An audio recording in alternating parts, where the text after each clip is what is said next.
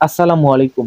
বারবার ওষুধের মাধ্যমে গর্ভপাত করানো কতটা ঝুঁকি এবং কতটা জটিলতা, চলুন আলোচনা করি। গর্ভপাত একটি সেনসিটিভ মেডিকেল প্রসিডিউর যা শুধুমাত্র প্রশিক্ষিত চিকিৎসকের তত্ত্বাবধানে করা উচিত।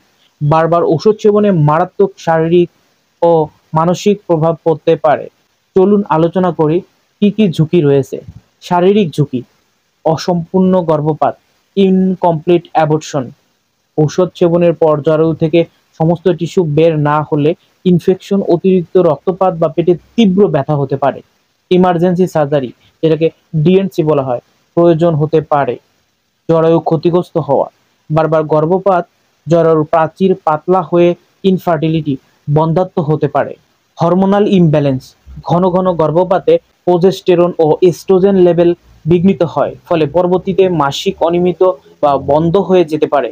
রক্তপাত ও রক্তশূন্যতা: প্রতিবার গর্ভপাতে অতিরিক্ত রক্তক্ষরণ হতে পারে, যা অ্যানিমিয়া সৃষ্টি করে। মানসিক স্বাস্থ্যের উপর কি প্রভাব ফেলে, চলুন জেনে নিই। গিল্ট, ডিপ্রেশন, যেটাকে পিটিএসডি বলে, পোস্ট ট্রমাটিক স্ট্রেস ডিসঅর্ডার দেখা দিতে পারে। অনাকাঙ্ক্ষিত গর্ভধারণের পুনরাবৃত্তি মানসিক চাপ বাড়ায়। আইনি ও নৈতিক দিক: বাংলাদেশ প্রসঙ্গে অনিরাপদ গর্ভপাত আইনত দণ্ডনীয় অপরাধ। যদি এরকম সমস্যা হয়, অতিবিলম্বে গাইনোকোলজিস্ট দেখান। রিপিট গর্ভপাতের পার্শ্ব প্রতিক্রিয়া চেক করুন। গর্ভ নিরোধক পদ্ধতি ব্যবহার করুন, যেমন কন্ডোম, আইইউডি, ইমপ্লান্ট।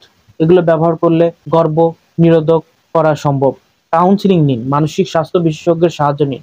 সতর্কতা: কখনোই নিজে নিজে গর্ভপাতের ঔষধ সেবন করবেন না, এটি জীবনঘাতী হতে পারে। ফার্মেসি বা অপ্রশিক্ষিত ব্যক্তির পরামর্শ এড়িয়ে চলুন। প্রতিটি গর্ভপাত আপনার শরীরের জন্য একটি ট্রমা। নিরাপদ পদ্ধতি ও চিকিৎসকের পরামর্শ নিন। ধন্যবাদ।